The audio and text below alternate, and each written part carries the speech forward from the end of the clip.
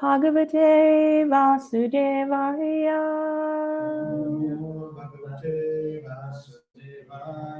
Om Namo Bhagavate Vasudevaya. Om Namo Bhagavate Vasudevaya.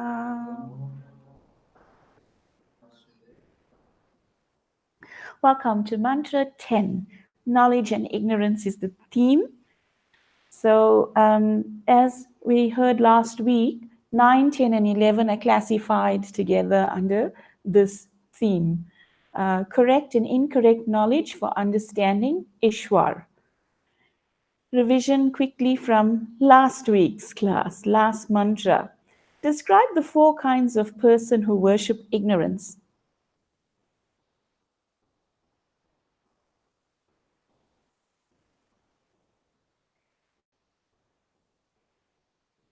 Anybody home?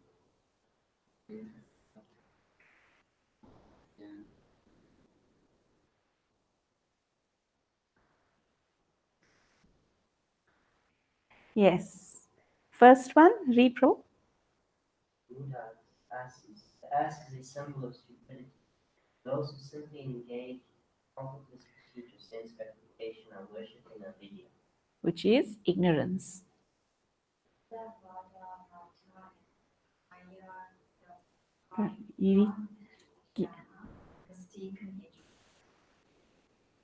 Jnana, class of men was self-made gods. Yes. And then you also get others like Asuram Bhavam Asrita, like that. That's mentioned in that in the verse Prabhupada quotes in the beginning of that purport. So, in today's verse, Anya. Oh, must do the full line. Anyad evahur vidyaya. Nyayadahura vidyaya. Iti shushrumadhiranam. Yenastadvicha chakshire. The wise, translation by Srila Prabhupada, the wise have explained that one result is derived from the culture of knowledge and that a different result is obtained from the culture of nescience. So in today's class, this verse is specifically talking about the culture of knowledge and the culture or the lack of culture of ignorance. Right? Here it is said the culture of nescience. So you get the culture of knowledge and you get the culture of ignorance. In other words, these 2 things have certain characteristics. So if we want to fall in the category of a cultured person, a knowledgeable person in society, and most likely most of us want to get into that category, we have to understand what are the requirements. How should we behave? How should we interact with others? How should we accept disciplines in our own lives, etc.? And then the culture of ignorance, we also have to become educated about what the characteristics of the culture of ignorance is, because we can always alert ourselves, look, it looks like I'm moving in this direction, or I'm moving a little too far away from the culture of knowledge, which is actually what I want in my journey through life. So the culture of knowledge, someone's at the gate.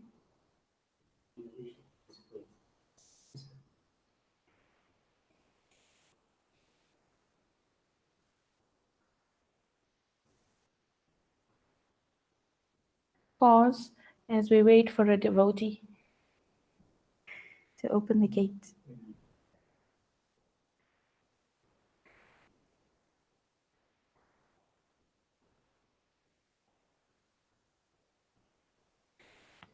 The mic doesn't work because it's a poor.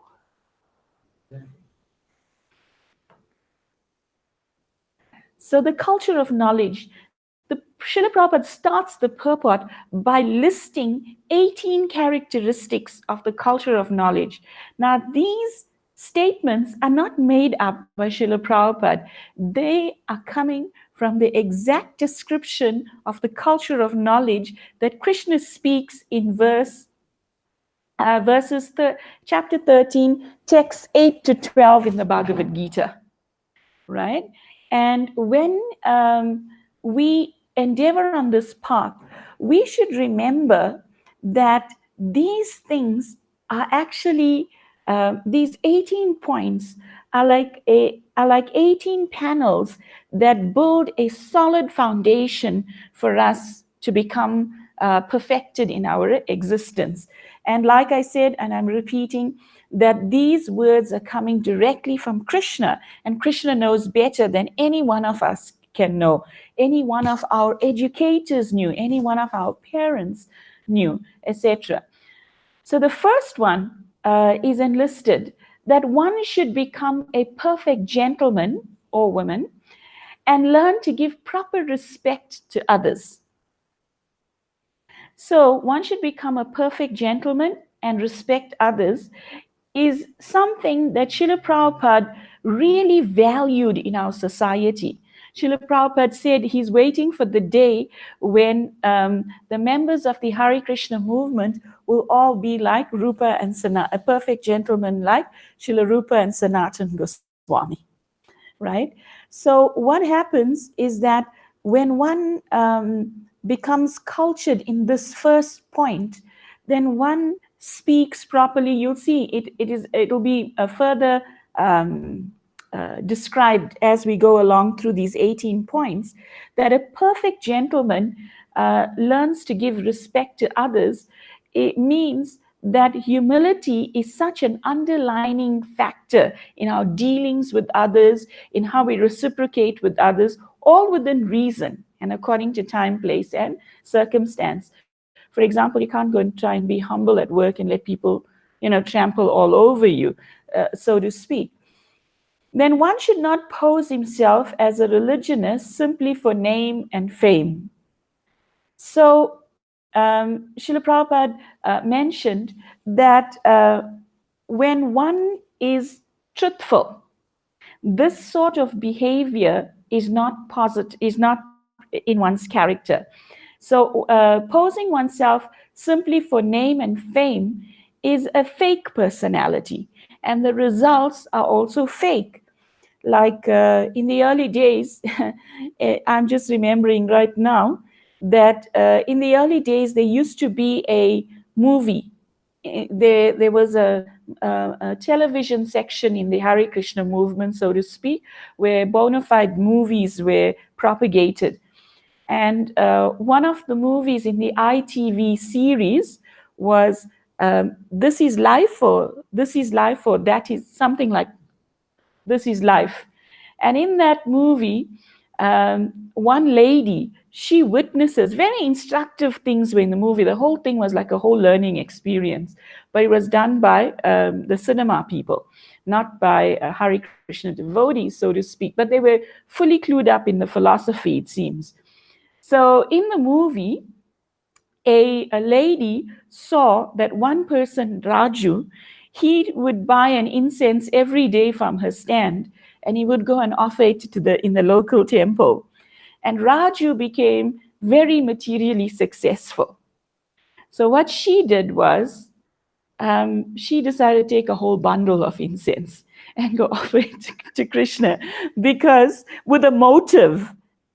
Raju did it just out of his goodness of heart. So she tried to do that, and sure, she did get money, but it was all counterfeit notes. So in life, you get what you put in. If you're an honest person, the results are more likely to be honest. And if you try to do underhand things, then the results are probably underhand. However, I was reading in the Shikshamrita, Srila Prabhupada's letters to devotees on different subjects, and he has one letter there where the devotees ask that sometimes if you're a businessman for your livelihood, you sometimes have to deal in an underhand manner. And Prabhupada said, yes, sometimes in business, we have to deal in black money, in the black market, in underhand things. And he said, and then he goes on to elaborate how, therefore, it's imperative for us to be Krishna conscious so that we're able to offset all of the negativity we acquire by these ill-begotten means. Not that we should now go and, open up a bad type of business and bring the money to Krishna, because that doesn't last. Also, there are many things that can be said about that. Then one should not become a source of anxiety to others by actions of his body, or by the thoughts of his mind, or by words. So part of becoming a gentleman or a gentlewoman that is mentioned in the first point is now being elaborated here on how we should be pleasing to others. And the austerity of speech that Krishna mentions in Bhagavad Gita is in line with this. It should be pleasing, should be truthful, and it should be beneficial to the hearer, should not be agitating to the mind of the other person, and it should be imbued with Vedic slokas, etc. So one should learn forbearance even in the face of provocation from others. So one should learn forbearance even in the face of provocation from others. Very interesting here is the lessons that are presented in the Srimad Bhagavatam. You get the instant of Draupadi. Draupadi was being disrobed. And at that time, when she was being disrobed by the evil Dushashan, she could have cursed Dushashan, in so many bad ways. But what did she do?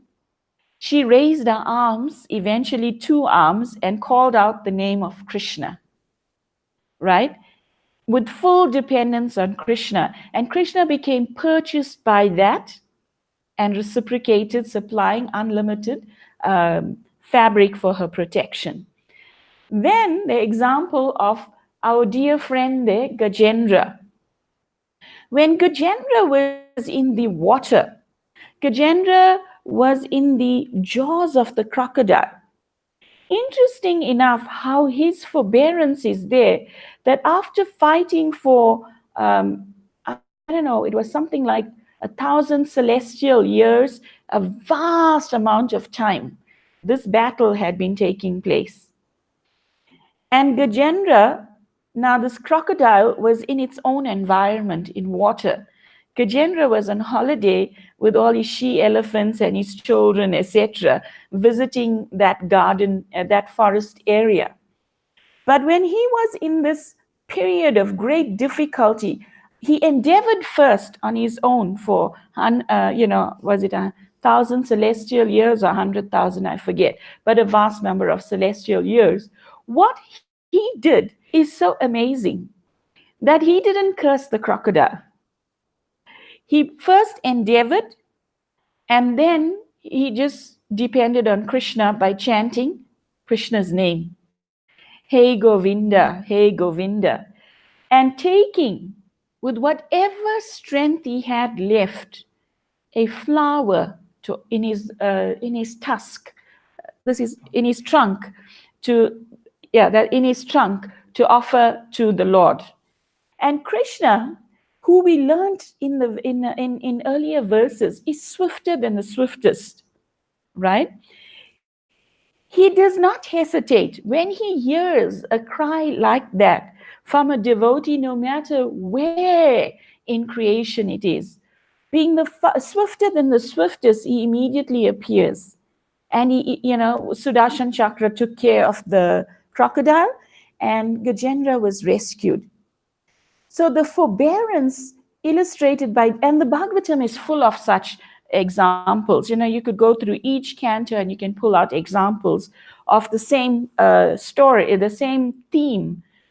You'll see that All of these pastimes or stories, they deliver to us a lesson how this quality of the culture of knowledge, imbibing this quality of forbearance, actually always is triumphant, even though momentarily it seems like the devotee is in a bad situation.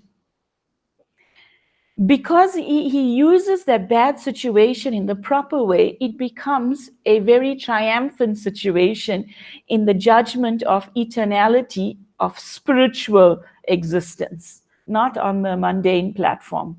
So one should learn forbearance even in the face of provocation from others. And we see that Lord Chaitanya Mahaprabhu gives us the example of the tree. The tree is urinated upon, and it will still offer shade and oxygen to the offender. It's carved upon, so much is done to the tree. But still, in the face of all of that, there is forbearance, right? It will still be able to um, give its best for the well-being of others. It's very hard. One can't artificially,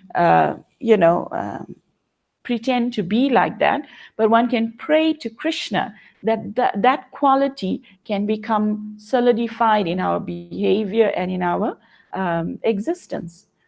One should learn to avoid duplicity in his dealings with others.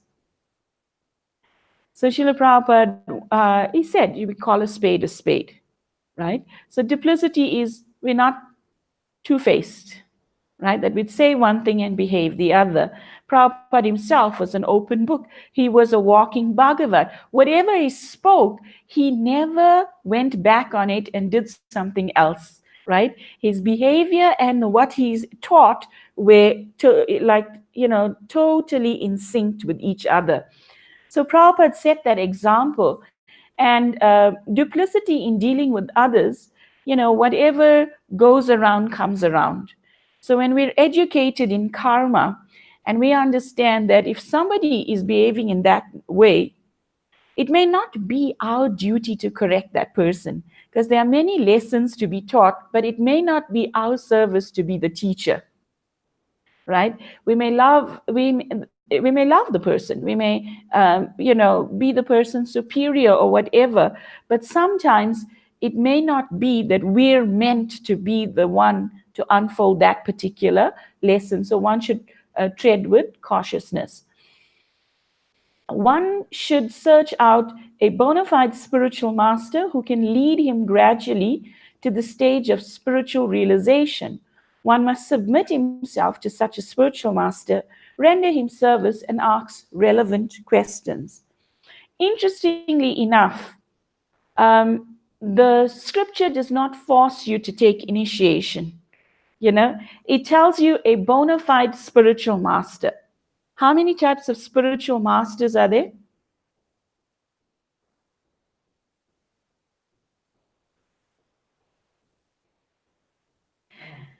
There's Chaita Guru in the heart, right? The super soul existing within the heart that can guide you. If you have a desire to meet somebody sincerely, then Chaita Guru will take you in that direction. When there's nobody around and you're in difficulty and you pray to Krishna, is in the heart as Chaita Guru, and he can lead you. He can lead you. Then there are Shiksha Gurus and Diksha Gurus, right? And Shiksha Gurus are various. You may have various spiritual mentors. The Srimad Bhagavatam in the 11th canto delineates that you can have, over 26, over 24 spiritual masters just from nature.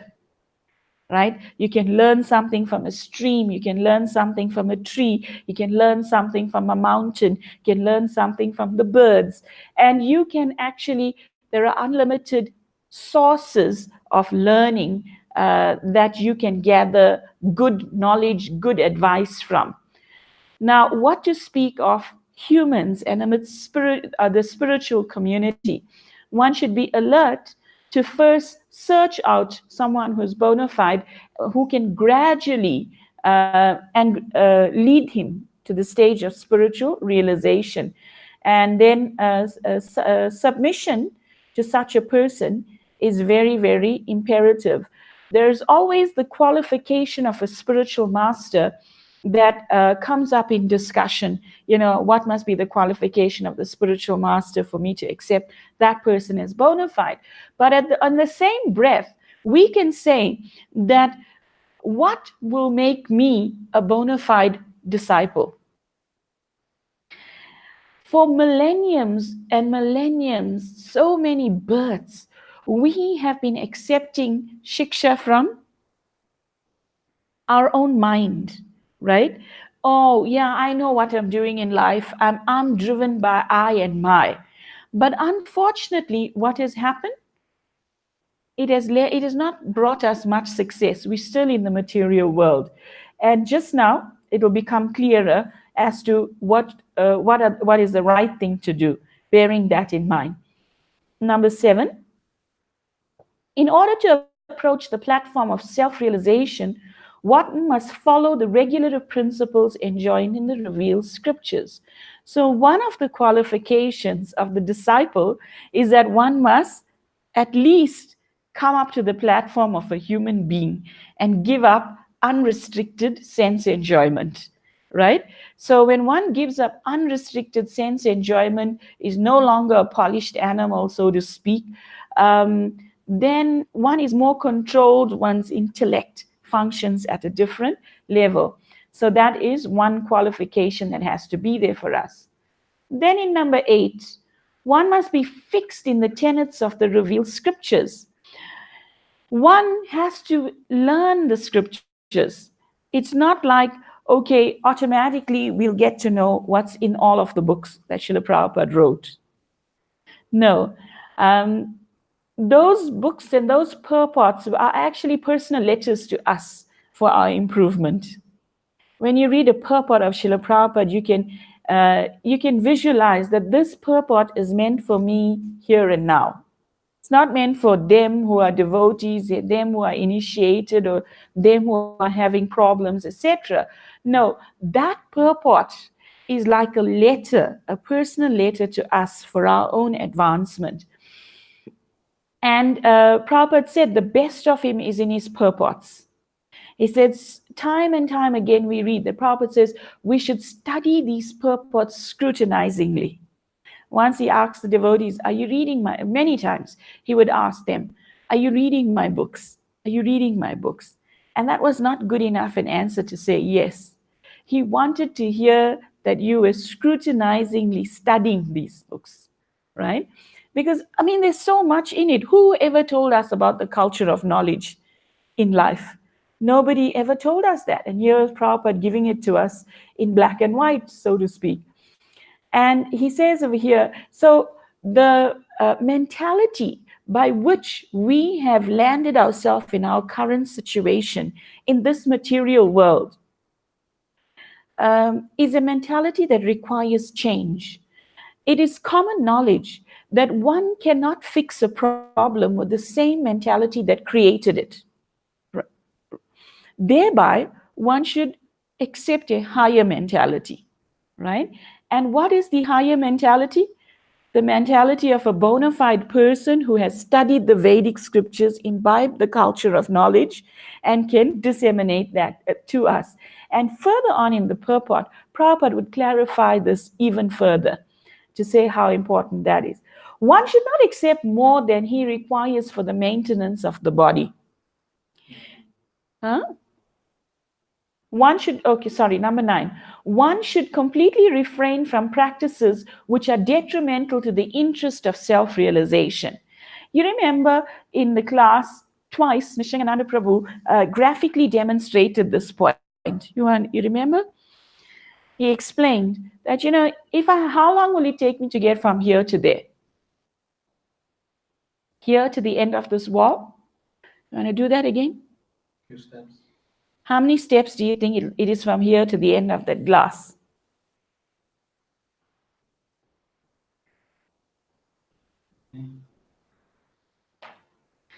So now we have a show and tell.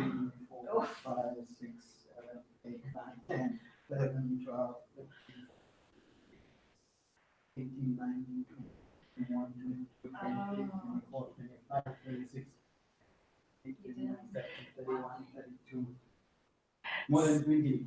One should completely refrain from the practices that are detrimental to the interest of self realization. You're making progress forward. You know the goal. You're moving towards the goal. But the practices which are detrimental are still attractive to one. So it pulls one back. So you make progress. So it's like, lighting the fire with one hand and pouring water, extinguishing it with the other hand. It doesn't take you anywhere. It's like you're on a fast track to nowhere. So one should be very alert to that. Sometimes we think nobody's looking. Let me do something, and we know it's detrimental. It's not going to be something that's going to give me a positive outcome, move me closer to the goal. The super soul is always with us. Is our indwelling friend. So we should be chaste to that. That he's with us. One should not accept more than he requires for the maintenance of the body. Now, the body requires very little for maintenance in actuality.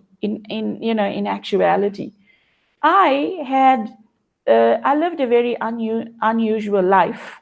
By the mercy of Srila Prabhupada's books, I lived a monastic life in an ashram for many years, and over 2 decades, and I never had a bank balance. So I never had much to maintain myself. And I found that I could live like that. It's possible for a human being to live like that. So it gave me the realization that the body requires very little for its maintenance, and that sort of training is so imperative for us that we should take some time in life to accept renunciation. you know we're living in a world that is so fast moving that at every turn you're prompted to step up, in technology, because everything is technologically driven. Your laptop is no longer, you're not with the crowd, so to speak. Your phone's quickly outdated. Your car gets quickly outdated. Everything seems to be coming fastly outdated in this world. So we've all heard the term, it's like a rat race. There's a constant struggle. However, the thing with this rat race that we've involved ourselves in, against our wishes, maybe, you just get caught up in it because that's how your survival tactics prompt you. The thing is, even if you win the rat race, even if you get the best of everything, you're still a rat. You're still a rat. It's not a glorious situation. You're still in the material world. So you have to understand that there is something higher. And like Prabhu said, this verse will tell you all the wrong things, will become more prominent. And in the next one, it tells you how to strike a balance between the two. So one should not accept more than requires for the maintenance. Also, we heard in the previous verses of this book, Sri Isopanisad, why should we not take more than our quota? Knowing well to who it all belongs, right? So, if somebody gives you hospitality, like just say, this company has been hospitable to us. They gave us this facility, which is a very good facility. In all my years of preaching, I've never had this facility with security and everything so free. All you have to do is study Prabhupada's books without anxiety about where your car's parked, whether it's safe or anything like that. If the power gets cut off, they have a backup system. There's so much good facility like that. The chairs are comfortable, etc. Now, all of a sudden, if I decide, okay, now these chairs are very nice when I'm going home. There's so many of them, I can take one home. And that's abuse of the facility. One's taking more than is required. And then what happens? The example of the mattress that we heard last lesson, right? We enjoy sense gratification. You have to pay for it, right? Whether it's a short time or a long time, there is going to be some consequence. One should not, number 11, one should not falsely identify himself with the gross material body, nor should one consider those who are related to his body to be his own. How often it is people may lose their loved ones, and they become they become angry with God, saying, why did this have to happen to me? One should rather understand that everything is on loan to me. Every person is on loan to me. And when, who do they belong to? They all belong to Krishna. When he wants to take them, what can I hold back with my two hands? He has many hands. If he wants to take with these many hands, you know. So one should not falsely identify.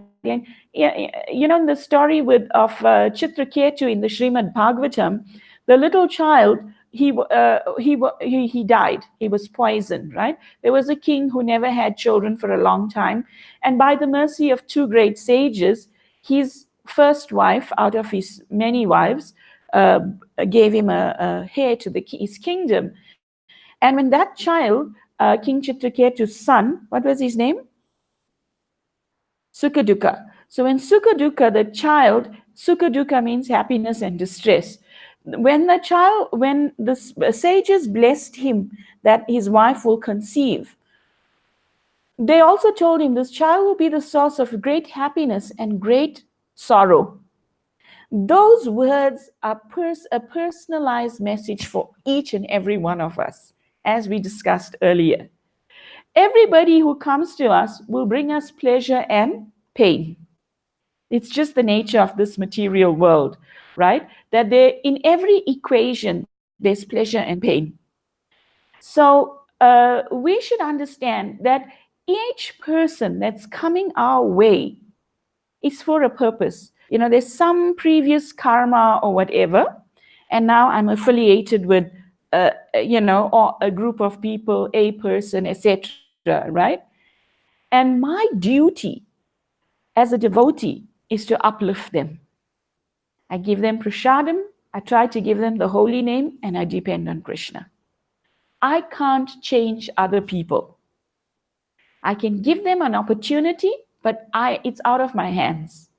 It may be that that person's bad habits will continue for a few more lifetimes, and then, his or her karma will allow a change to happen.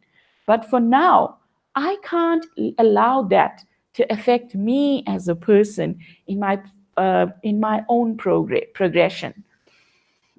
So we're not falsely attached. In other words, because we understand I came alone, I'm going alone. I belong to Krishna and to nobody else. That's it. Foundational understanding. Any questions or comments thus far? Number 12. One should always remember that as long as he has a material body, he must face the miseries of repeated birth, old age, disease, and death. There is no use making plans to get rid of these miseries of the material body. The best course is to find out the means by which one may regain his spiritual identity. So we live in a society where we have good medical aids, perhaps, and the doctors may want to cut and paste us, in so many different ways that they see fit. There is so much opportunity to improve the body in terms of Botox and plastic surgery and, so many things like that. However, what is the goal of life? This bag of bones, blood, mucus, stool, and urine is a temporary thing that's just going to we'll cast it off. Bhagavad Gita explains, just as we put on new garments and discard the older garments, similarly, one puts on newer bodies and discards the older bodies. So, this body is also going to be like that. If we spend excessive energy trying to focus on preserving our existence in the material body, not that we should be neglectful, it's a vehicle that's helping us in our spiritual development. So you take care of that, right? Because it's not mine, it's Krishna's. But when one tries to add all kinds of, Botox and artificial things to the body for one's sense gratification, then that becomes a downward journey, right? Because one's focus is now moving away further and further away from the ultimate goal of life. One should not, yeah, exercise. Exercise is a very good thing. You're not doing it for your sense gratification. Your mentality has to change. You know how Prabhu explained buying the toy for the children in last week's class? To buy the toys, is that good or bad? And you remember he said, it's good if you buy it and you explain to the child that it's temporary. So if you go to the gym and you do exercise with the understanding that my body is a temple of Krishna, it's the only place I have to live in as a soul. I can't go and live in his body or his body, her body like that. This is the only place I have to live in for now. Thereby, I've got to take care of it. I have some responsibilities and therefore I'm going to live responsibly. So, but not that one goes and excessively becomes a gym rat. And that does happen sometimes. People can become so bewildered that, my waist has to be a certain measurement, otherwise I'm not good enough, so to speak. So that those limiting beliefs are all based on increased sense gratification, how much I'll be accepted in society, etc. But, on the converse of that, if one does it with the proper mentality, then nothing is good or bad. Servicing the car. What you depends what you use the car for. So, and again, somebody can say, no, don't service the car. But then you're going to have a shorter car. But somebody could say, okay, then we should service it every week. That's not. So you service it once a year, that's what it's required. So same thing the body. You exercise once a year, you're going to be in trouble. You exercise every 5 minutes, you're going to be in trouble. So you exercise a few minutes a day, the body is kept fit because it's machine. The body requires oxygen for its functioning. And in our society, because we live in a society where you drive to your destination and a few steps you're in your office, a few steps you're in the shop, a few steps at home. Yeah, even worse, everything's now being designed to facilitate laziness. Yeah, everything is now, you can make money if you can facilitate people's laziness. It becomes a great seller. So what happens is our material bodies, most of the people or in society, even the foods we eat are mostly dehydrated foods, like your breakfast cereal. So many things are actually things that are not promoting oxygen intake into your body, as fresh fruit and vegetables in a sattvic diet does, or exercise brings in more oxygen into your body. Deep breathing, which is facilitated by cardio, is an essential thing for one's existence, just on a basic level. Prabhupada would walk every day at the age of over 70, because a doctor told him so. So, of course, he did say that, jogging shortens one's life, because when one is born, one has a certain amount of breaths. So the quicker you use it, the shorter your lifespan is going to be. The yogis, they practice the letting out the ingoing breath into the outgoing breath, thereby minimizing their breathing, and they live for many thousands of years.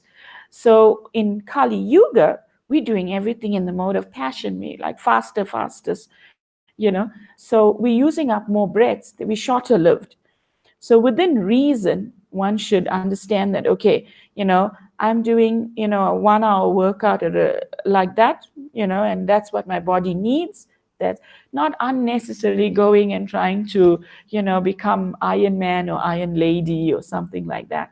If that's one's profession and that's the only way you can make money for your survival, then well and good. Because as we said, nothing is good or bad. It depends what you use the results for. One should not be attached to more than is necessary in life for spiritual advancement. We did that. No. One should not be attached to more than the necessities of life required for spiritual advancement. So we know that this is how much, you can't eat more than one plate of food normally, right? So, huh? At a sitting, right? In one meal, there's a quota that you can have. So what happens when one starts to acquire more than is necessary and hoards things because of one's mentality of greed, then what happens is greed it becomes the heart becomes fertile for greed. Then even if you don't need it, you start taking on more, even in the name of spiritual advancement. In the material world, greed is a thing like an incessant fire that burns and burns and burns, and it cannot be satiated. So the better thing to do is to become educated as individuals that, look, this is my quota. I don't really need everything, you know. Um, one should not be more attached to wife, children, and home than the revealed scriptures ordain. So, do you want to explain that? Exactly what he said. Don't be more attached to wife, children, yeah. So excessive attachment, like anything, excessive attached to my phone, you know, and somebody by mistake took the phone to use it, I can go kill the person because I'm totally attached, to the phone. So excessive attachment, that is what Arjuna, became prey to. He was excessively attached to the family members. Krishna had to educate him that rather understand their spirit souls and they were part and parcel of Krishna, they're servants of Krishna. So when you become attached to the spirit soul in relation to Krishna, that's conducive. When you become attached to them as male and female, then that becomes detrimental. Okay? So not more, you have to be attached so that you can maintain them, look after them, etc. Otherwise, you become irresponsible.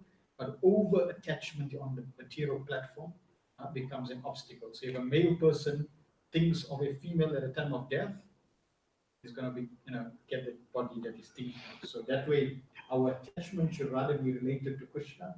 And if you excessively attach to someone who is attached to Krishna, then that is beneficial. Now, this excessive attachment also, there's another avenue of understanding it, that as individuals, we should know the goal of life is our own spiritual progress. We're flying our own aeroplanes. We came alone, we leave alone. Now, in terms of husband, wife, and children, we have their well being at heart, but we must understand that they all have individual, minute independence. That's their God given facility. They all have minute independence. So sometimes we may want children or spouses to behave in a certain way. We know it's going to be good for them. But like I said before, we're not God. We can't force it. We can give an opportunity, and if they don't take it, we can have their well being at heart and pray about it. But we can't become excessively bothered about it, so much so that it disturbs our own progress. And that can happen. I mean, on Saturday I was shopping And a lady saw me in my tilak and sari, and she decided to chat to me. And she's excessively worried to the extent that she's making herself sick about a son she has who finished his matric education and is a thorough drug addict. Steals all her gold jewelry, sells and stole all her gold jewelry, sold it for drugs. He is careless about everything at home, very irresponsible, governed only by this one addiction, his addictions. And so she's excessively obsessed with that because she doesn't have a spiritual understanding of life. So that's excessive. I would accept that as an example of excessive attachment, that you worry about it so much that you sink in the meantime. Number 15 in the culture of knowledge. One should not be happy or distressed over desirables and undesirables, knowing that such feelings are created by the mind.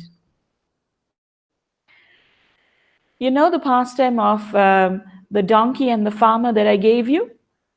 The farmer had a donkey, and the farmer had a son. And the son, you remember the story? Good or bad? Yeah, same thing. Maybe. Okay. The farmer had a bad breed of a horse, and the neighbors were telling the farmer, "Very good, this is excellent. You're so lucky." And the farmer said, Maybe. "Maybe, maybe not." And then a few days later, There was a the storm. horse ran away. Yeah. So then the neighbors came and said, "Oh, Shane, you lost your horse. That's so unlucky." And the farmer said, "Maybe, maybe not." Then a few days later, the horse returned with other horses. The neighbors said, "Wow, hey, you're so lucky, you're so fortunate." So maybe not. 2 days later, the son of the farmer tried to Tame a wild horse. ride the horse, and the horse, Threw him off. threw him off. He broke his leg, and then the neighbors came and said, "Oh, Shane, you're so unlucky. Your son, had this accident." And the farmer said, "Maybe, maybe not." While that was happening, uh, a person from the army came looking for who Drafting. should Be join the drafted. army. Looked at the son, said, "Oh, he can't join because his Broken. leg is broken." So in this way, we can see every situation may apparently seem like lucky or seem like unlucky, but Krishna knows the bigger picture of our lives. It's like sometimes, because we know, if you visualize a jigsaw puzzle that we played with when we were youngsters, Krishna knows the whole picture. We just know one part, one teeny weeny insignificant part of the puzzle. But because Krishna knows the bigger picture, he sanctions things in our life that we may not understand. But if we have faith and move on in faith, then definitely Krishna's plan becomes clearer, that it is always in our best interest. One should become an unalloyed devotee of the personality of Godhead Sri Krishna and serve him with rapt attention. So if you love somebody, you'll be very attentive to detail. In the higher stages of love, in bhava, one of the symptoms of a person before Krishna prema, the perfection of life, when one attains unalloyed devotion to Krishna, that's the stage we call Krishna prema. The stage just before that is bhava. On that stage, which is like the rays of Krishna prem, one actually gives detail to every minute thing. He's very conscious of things. And you find that Srila Prabhupada, he was like that. And because he was like that, Krishna reciprocated with him on that level as well. Prabhupada would be so cautious about how the Lord was taken care of in his Archa Vigraha form, because he installed deities in the temples. And he, many times, one time he entered the temple room and he saw that there was a tilak in the chandan, sandalwood paste, in the eye of the deity. And Prabhupada was far away. You could not see, what to speak of the details of your eye, what to speak of the deity's eye, who's on the altar a little above, further away, kind of thing. No, but Prabhupada, he could do that. He saw that one time. He just entered the temple and he stood in front of the deities, and he just arrived in that place in front of London, Radha London Eshwar. And he said, Krishna's plates are not being washed properly. Right? And true enough, Sachinandan Maharaj was a bhakta at that time. And he had a mental dilemma about whether to join the temple or not, or go to his dying grandfather, and serve him. Um, and he was in that sort of dilemma stage, and he wasn't giving full attention to his service, which was to wash the ghee-laden bowls of the Lord from the previous offering for the next offering. So the only other person was the pujari, the cook, who was also in a hurry, to be and the pujari. So they would not notice all of that. But Krishna was able to tell Srila Prabhupada that. So this attention to detail is such a thing that Krishna likes for the devotee to be able to um, give attention to detail. And then one should develop a liking for the residence in a secluded place with a calm, quiet atmosphere favorable for spiritual culture, and one should avoid congested places where non-devotees congregate. Now that becomes a natural thing when you become a devotee. You won't find yourself feeling at home in a congested place. Even if you go to a mall, you're in and out, you're not going to dilly-dally there. You're not going to go to a nightclub and feel all at home there, where there's such a congregation of non-devotees. Even family gatherings become pretty austere when there's so much of non-devotee talk, etc. So, for one to feel like the residence in a secluded place with calm and quiet atmosphere, favorable for spiritual culture, is actually good for one, and to avoid the. It's like a company, they send an invite every year for a year. So you ignore it. Because what I'm gonna go do there? Waste my time. So I ignore it. Nobody says anything, I don't say anything. They don't miss you. Yeah. No. And the culture is so different from devotee culture that another man will dance with another man's wife. That the lack of culture is becomes so unpalatable to you. That you don't really feel at home in. The conversations are, yeah. What attracts them is insignificant for you when you're a devotee. It's like irrelevant. My brother, he was the CEO of this company before. So he told, during one meeting, he told all the employees, if I tell you to now go immediately and jump into the pool, what you going to do? So they all said, go and jump. I said, no, you have to ask why. So if people tell you or companies tell you, you also have a right to say, sorry, this, I'll give my job, I'll give my time, I don't feel comfortable. Some people will accept, some people say no, then you have to make a adjust, go there, show your face and out, or be sick. Something. Yeah, you're not forced in this world to accept such situations. It's your choice. You have a choice. So you do it skillfully with tact. One, like for example, when you have business gatherings and the companies go out to restaurants, you may not want to eat their food. In all of the times he had to go to that, I would pack, prasadam in a presentable way and send it with him. And the secretary would always alert the restaurant they're going to that there's one member whose dietary requirements you can't cater for. We won't even ask you, but you have to allocate a place for him. He would come with his own specially catered food. And the restaurants have no other option but to accept that. So he would go make conversations with, do whatever he has to do. And you're not obliged. You can't, you can, in any situation, if you feel, you put yourself in stressful situations. You're not forced to do that.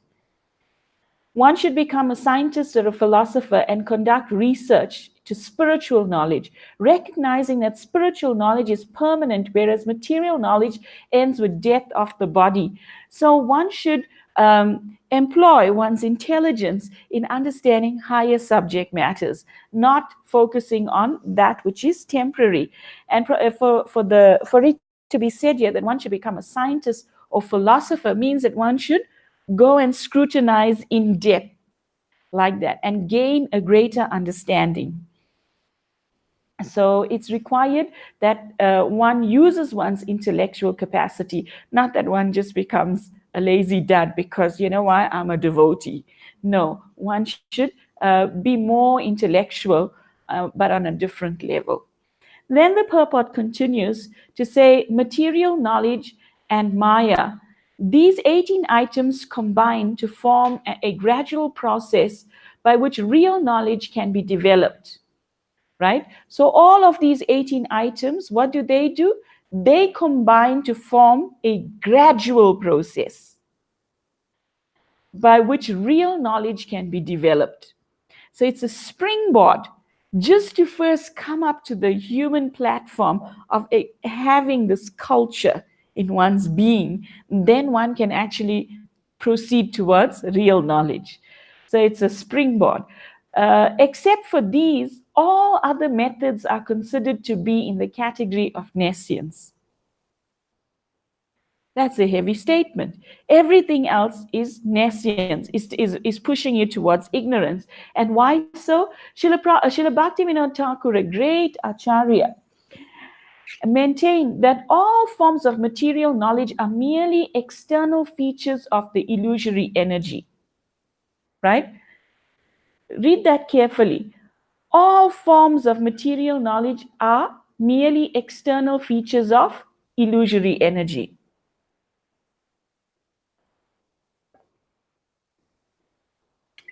Excuse me. And that by culturing them, one becomes no better than an ass. So what does material knowledge do? All big institutions are actually teaching us proper explain to become better asses, right? That you are the foundational concept that is being taught in all of these institutions is educate yourself, get as many degrees, work very hard, accumulate enough money. That's what you have to do, right? It is, they teach you how to get into the rat race and stay there successfully. So the analogy Prabhupada gives to explain this is like a donkey. It works hard all day. And if you've ever been to Vrindavan, you'll see these donkeys, they're no higher than like this height, normal height of, a donkey that you would see here. But they carry huge loads, like as high as the ceiling, on both sides of its body as well as up. And on top of that pile is the owner who sits with a carrot dangling on like a sort of fishing rod in front of the donkey. So it's prompted to take its next step despite its blood, sweat, and tears. Simply why? Because it thinks I'm one step closer to enjoying the carrot. But all around him is luscious grass on the pathway, but is prompted by this one thing that's dangling in front of the nose. So material life is like that. In every institution we go to, that's what happens. It's inculcated in our minds. Do this, you'll become better in life. Do this, this will make you better. But it will only make you better in the temporary aspect of life. It won't make you better on the eternal aspect of life, which is the real you. Sure, it's good, right? It'll give you a comfortable dwelling, etc. But they minus, they're missing. There's Prabhupada explained there's a pinprick in our society that's missing. They missed a major part, in actual fact, of in the educational system. Yes, and it's savory. Very nice. But no sugar in it. Baked very nicely. Decorated very nicely. No sugar. So the essence is minused. Then Prabhupada goes on to say that the goal of life is not to be ass-like. By advancement of material knowledge, modern man is simply being converted to an ass. Some materialistic politicians in spiritual guise decry the present system of civilization as satanic, but unfortunately, they do not care about the culture of real knowledge as it is described in the Bhagavad Gita. Thus, they cannot change the satanic situation. So, there's a group of people who know that actually this society is not producing people any happier. They're becoming more depressed. The stats about depression is rising. Even though people are being more educated, we seem to be lacking an inner development of knowledge, right? And you can hear so many motivational speakers explain to you how we're progressing in this and this, but we got no time for ourselves. Now, Prabhupada is explaining in this part of the purport that there are people who recognize this, that recognize that the society is not doing the right thing to individuals. It's a disservice rather than a service. But they do not know how to rectify it. And the example that comes to mind is that of the hippies. They were born in rich families, they had all material opulence in America, but they could not find the higher purpose in life that could help them to raise consciousness. It's all about raising our consciousness from the depths of illusion that we've been in for birth after birth. So, very interestingly, in the Krishna book, there's the story of the ass-like demon Denakasura that was killed by Lord Balaram, right? He kicked Lord Balaram, who grabbed him by the leg and whirling him around, threw him high up in the air, and he died. Denakasura, just like all of the other demons that are mentioned in Krishna's Leela, represents a certain quality. And Prabhupada, he advised us to read the Krishna book every night before we go to sleep. Now, one would think, hello, that's one book. Must I read it repeatedly throughout my entire life? What is my gain? Actually, the underlying truth is that all of these demons represent a certain unwanted qualities that are lying within us. And by repeatedly hearing or reciting these stories like that of Denakasura, different elements of sin in our hearts that's so deep rooted becomes uprooted, and we become freed from that. And in the case of Denakasura, licentiousness, gain, honor, and aspiration for selfish end becomes uprooted when you hear that story. Gross materialistic intelligence, ignorance of spiritual knowledge becomes uprooted. Then Prabhupada goes on, read Prabhu loudly. In the modern society, even a boy thinks himself self-sufficient, pays no respect to elderly men. Due to the wrong type of education being imparted in our universities, boys all over the world are giving their elders headaches. Thus, Sri Isopanisad strongly warns that the culture of nescience is different from that of knowledge. The universities are, so to speak, centers of nescience only. Consequently, scientists are busy discovering lethal weapons to wipe out the existence of other countries. These institutions create, and Prabhupada will go on to explain nationalism. That there's boundaries. You can't come past my boundary, otherwise we're going to get into war, etc.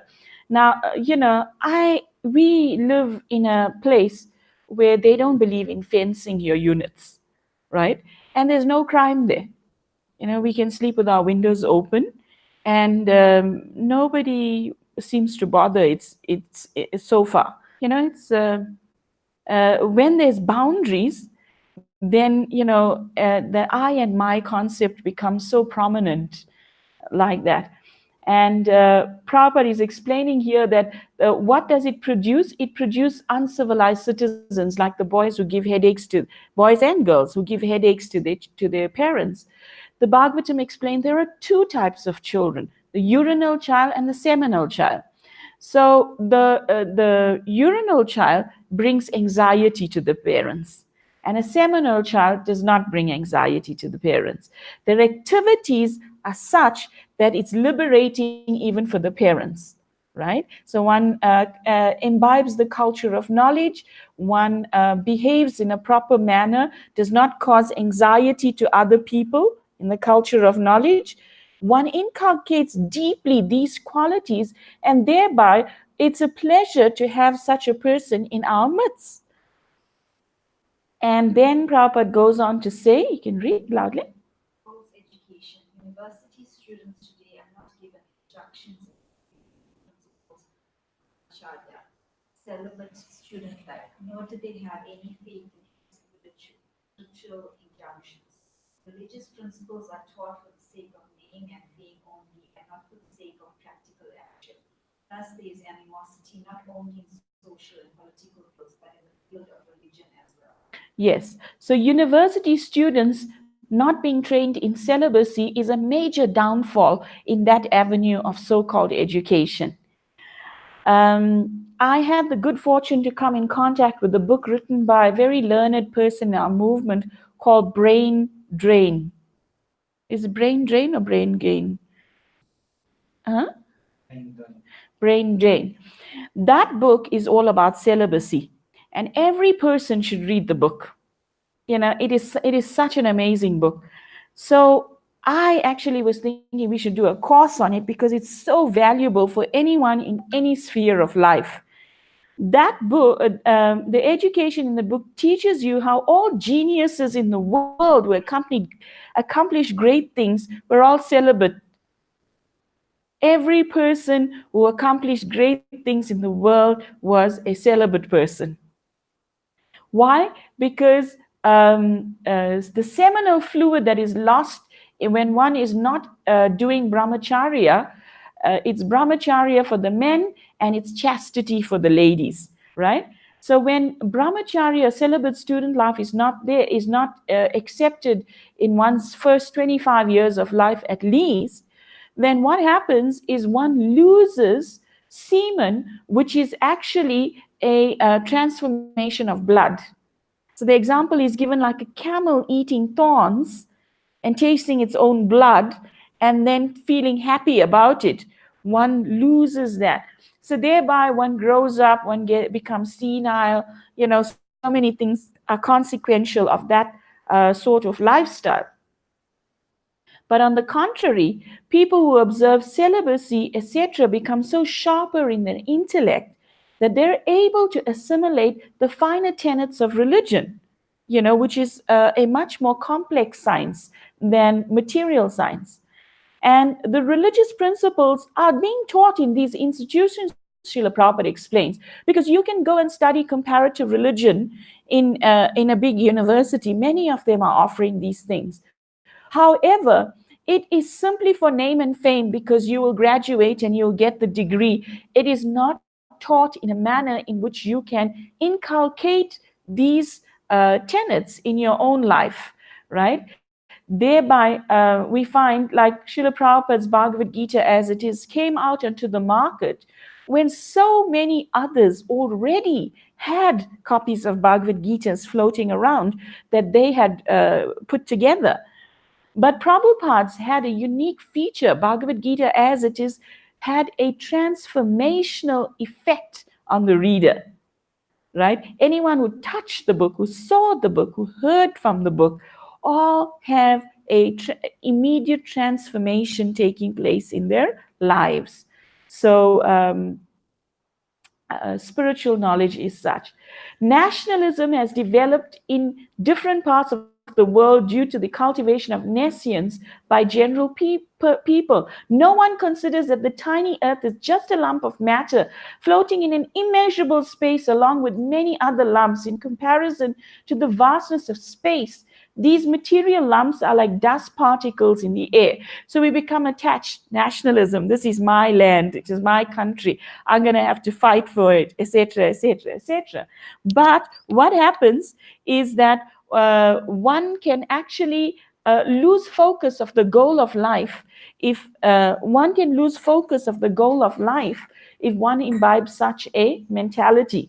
Srila Prabhupada gave the story of how this mentality of nationalism is even present in us as individuals, that I am who I am in charge of X, Y, and Z.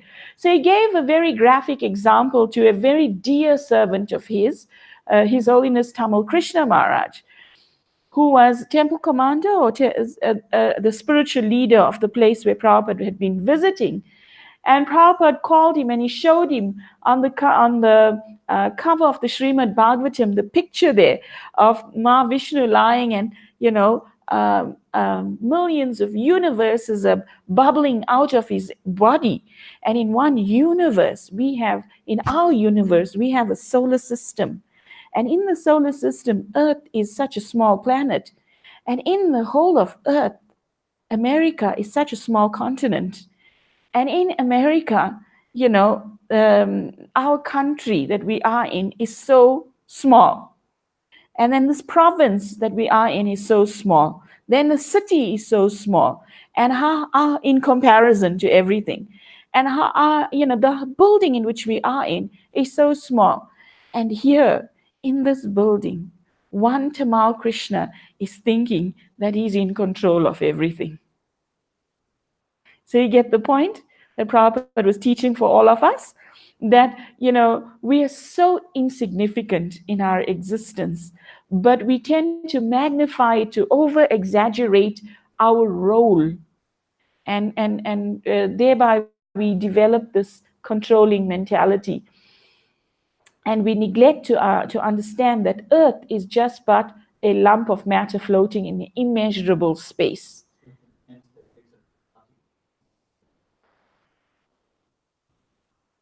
Yeah. So then, because repro.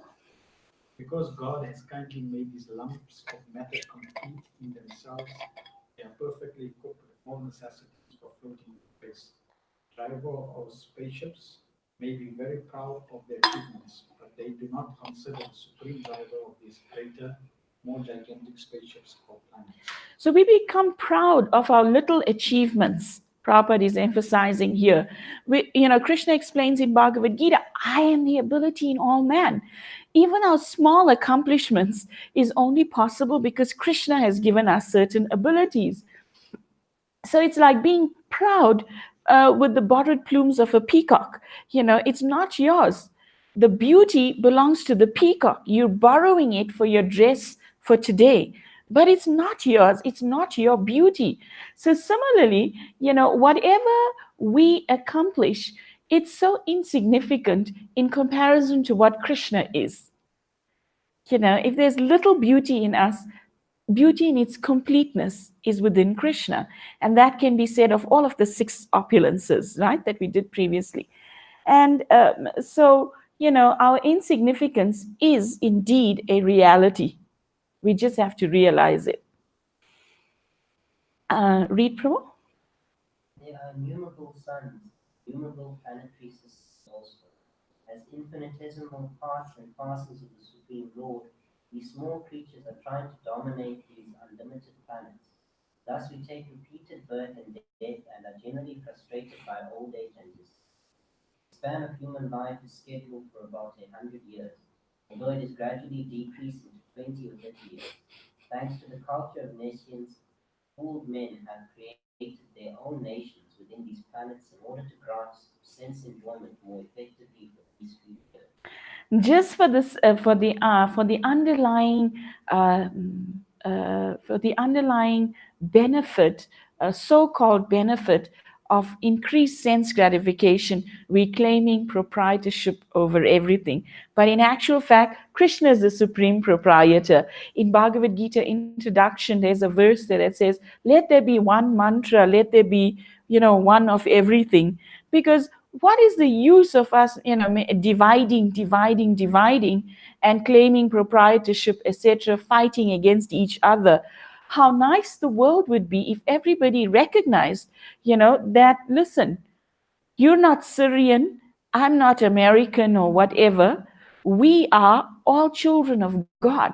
Thereby, I should look after you because you're my sibling, and you should look after me because I'm your sibling, because there's one proprietor. So, if that became the religion of love in the world, how quickly would we achieve peace and prosperity? Best use of a bad bargain. Sri Isopanisad warns us of this faulty type of education, and the Bhagavad Gita gives instructions as to the development of real knowledge. This mantra states that the instructions of Vidya knowledge must be acquired from a Vira.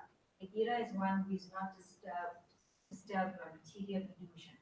No one can be undisturbed unless he is perfectly spiritually realized, and at which time one neither hankers nor laments for anything. The Vira realizes that the material body and mind he has acquired by chance through material association are but foreign elements. Therefore, he simply makes the best use of a bad bargain. So, we just came out of the study of Nectar of Instruction, and that first verse was saying, what is the qualification of making disciples all over the world? Vacho vegam manasa kroda vegam. One should be in control of the actions of the urges of anger, the urges of the tongue, belly, and genitals, etc., etc., the mind, and so on. One should be dhira. One should be sober in one's intelligence. We can only give what we have. Is that not true? So this story is illustrated in the fact of one sage who was faced with the problem when a mother brought her little son to him and said, Sadhuji, actually, I would like for you to help my son. He does not listen to me, and he has an excessive greed for sweets. So he's eating too many sweets.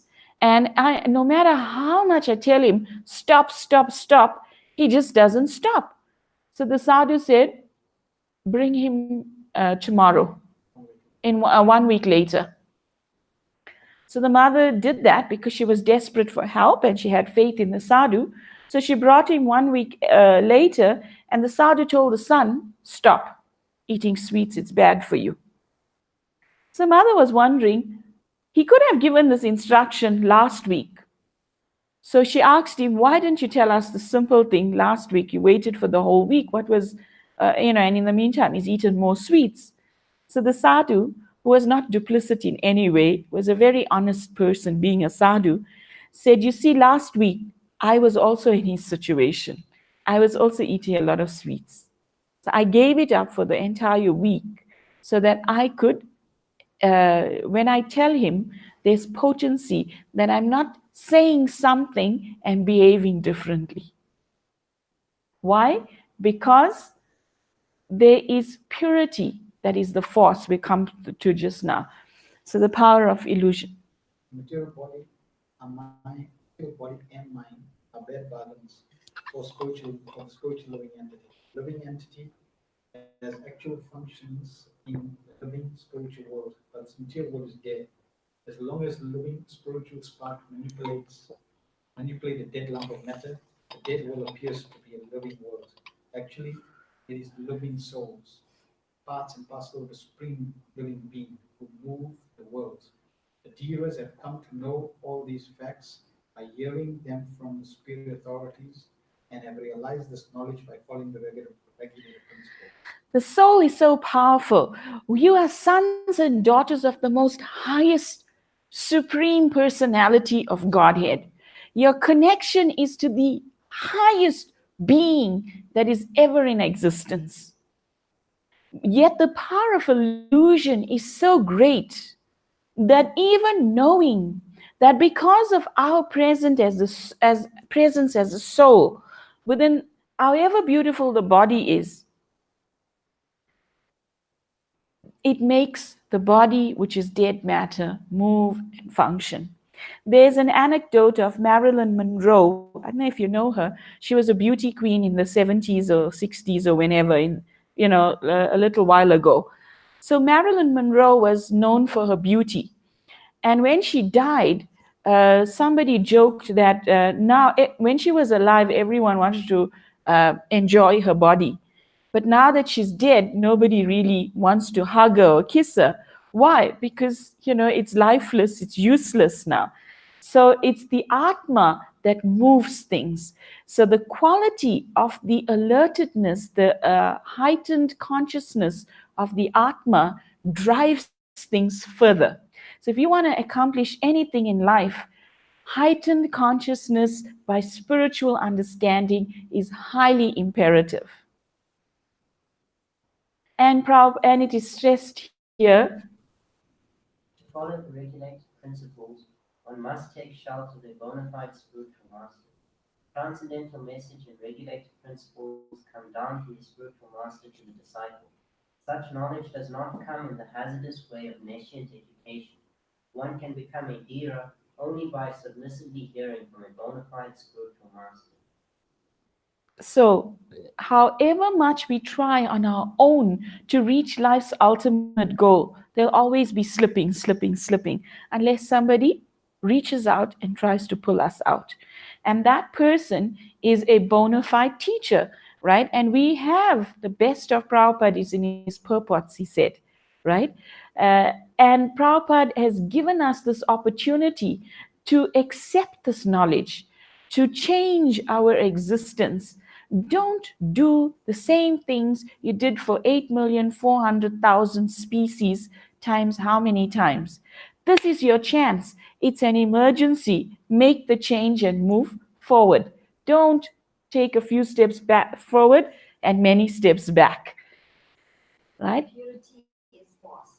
Arjuna, for example, became Indira by submissively hearing from Lord Krishna, personality of Godhead himself. Thus, the perfect disciple must be like Arjuna, and the spiritual master must be as good as the Lord himself. This is a process of learning Vidya, knowledge from Indira, the undisturbed. There's a qualification of the recipient of knowledge and the one who is disseminating the knowledge. I oftentimes have mentioned time and time again the example of a tigress and her milk. If the receptacle to receive that milk is not proper, you can't catch a tigress's milk in a clay pot, for example. You have to have a proper receptacle. So similarly, by the culture of knowledge, our persona becomes more ripe for accepting whatever the bona fide teacher has to give to us. And a Dhira, one who has not undergone the training of Dhira, cannot be an instructive leader. Modern politicians who pose themselves as Dhiras are actually Adhiras. One cannot expect perfect knowledge from them. They are simply busy seeing their own remuneration in dollars and cents.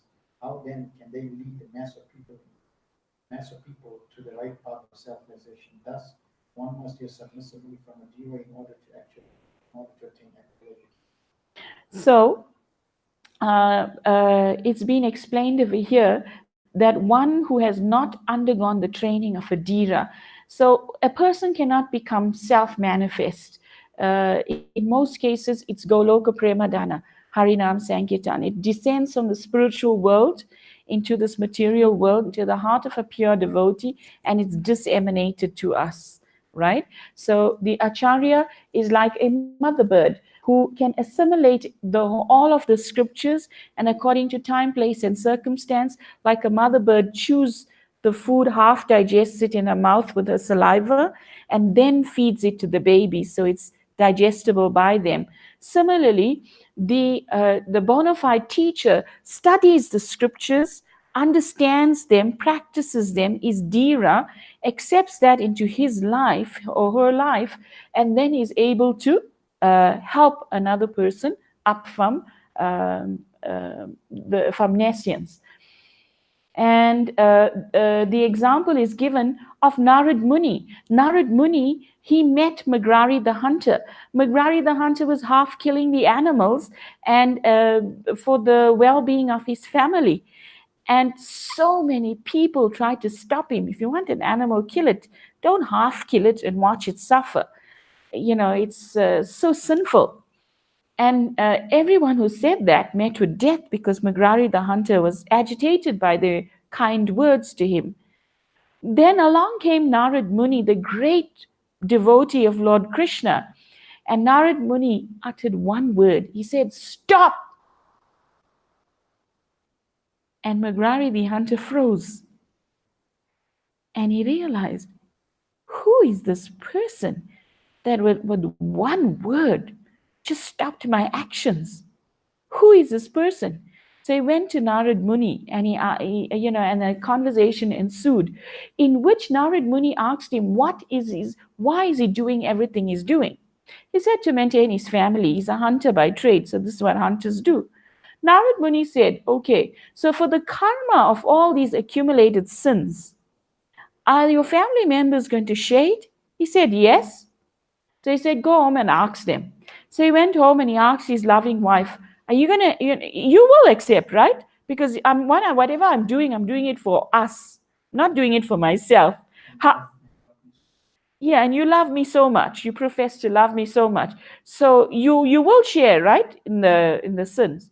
Wife said, no, no, no. That's your indaba, so to speak, right? You doing it. I'm not part of this.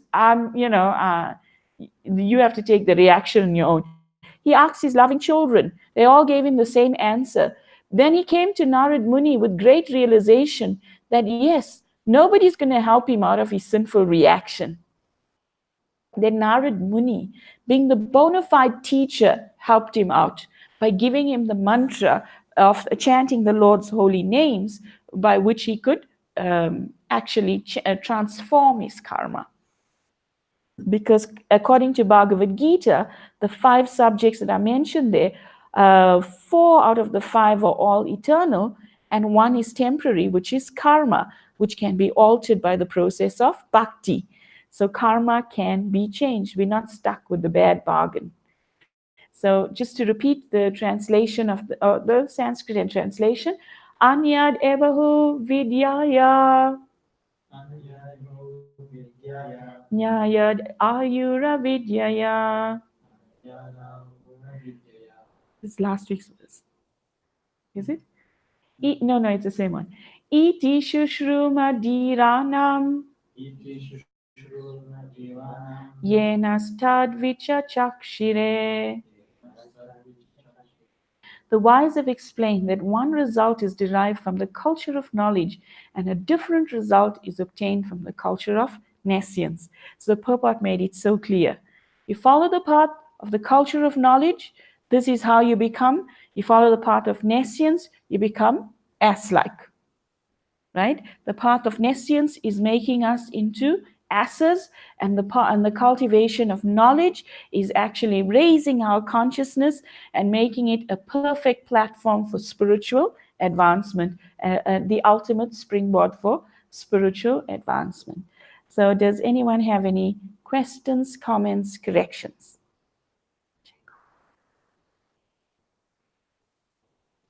Yes, Prabhu? Been growing up taught like the culture of initiates, and those 18 qualities are very, like, it seems very difficult to actually imbibe them and get into that mood. So, what is the best solution for us? All things difficult become easy by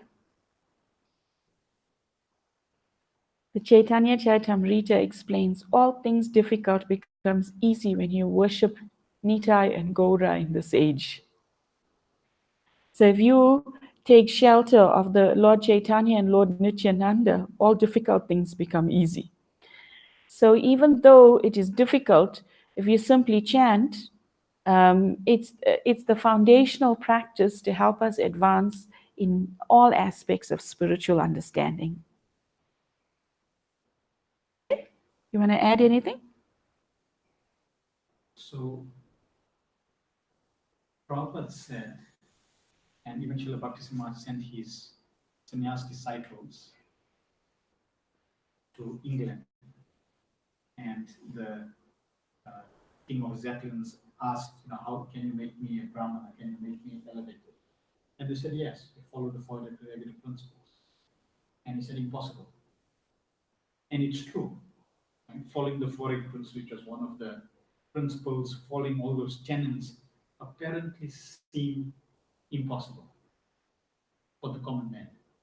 It was also impossible for us. We were also common men. But it was only possible by Mercy. the mercy of Srila Prabhupada and the process that Lord Chaitanya Mahaprabhu gave. Which is in itself laden with mercy. So people that just come to the process, start chanting Hare Krishna, that gives them the power, that gives them the inspiration, that gives them the ability, to start practicing. And in the beginning, yes, there is that challenge, but eventually, it's like, by the way, you don't even worry about the four principles now. So yes, it is things which apparently seem impossible, but it's impossible if one again does it on one's own. And the beauty here is we have the holy name, we have the Hare Krishna mantra, we have Lord Chaitanya Mahaprabhu's own desire to help the living entities. So that desire is the Shakti. Prabhupada's desire is the Shakti. And the devotee's well-wishing sentiments is the Shakti. So that's where we get our strength, and that's how we're able to actually follow these things. Otherwise, on our own, we have actually no capacity.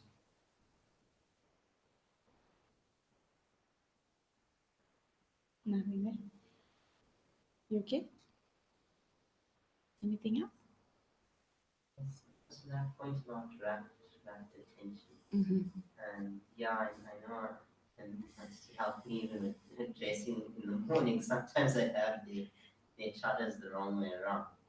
So that is also time being reach that point of being able to serve in that manner sort of consciously. Everything takes practice. It's a matter of practice and desire. So if we inculcate a strong desire, and it depends also um, on our submission to authority.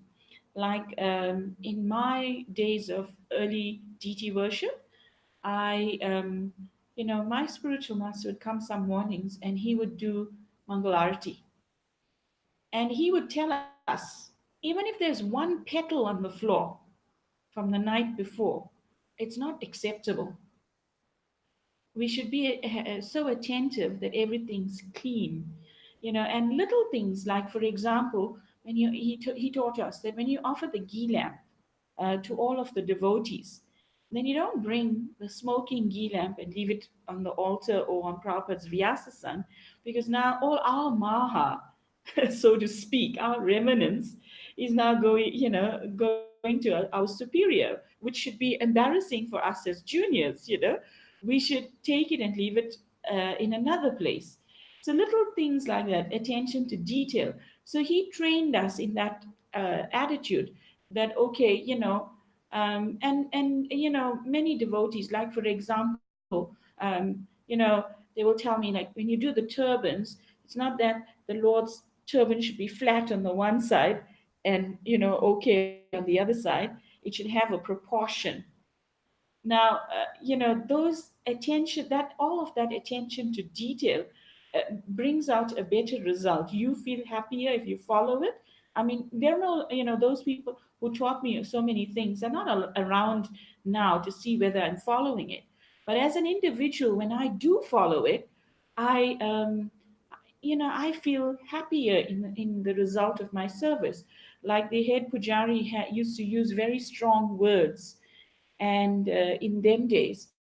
And she would say, the DT, for example, is not a Christmas tree that you have to hang all the jewelry on. I mean, you have to be conscious that Krishna is a person, and he's a transcendental person. But don't it's not compulsory that you have to take everything and offer it in the one time. Or for example, like little things like that. Were said, and they helped. They stuck in me. So, like that, it's the people you associate with and the things you learn from people around you. And if it's in accordance with the scripture, it becomes such a fertile ground for one's own practice. So, attention to detail comes by your desire, the well wishing desires of others, and like Srila Prabhupada and his sincere followers also. Thank you. Srila Prabhupada ki jai, Sri Isopanisad ki jai, Nitai Gaur Premanand.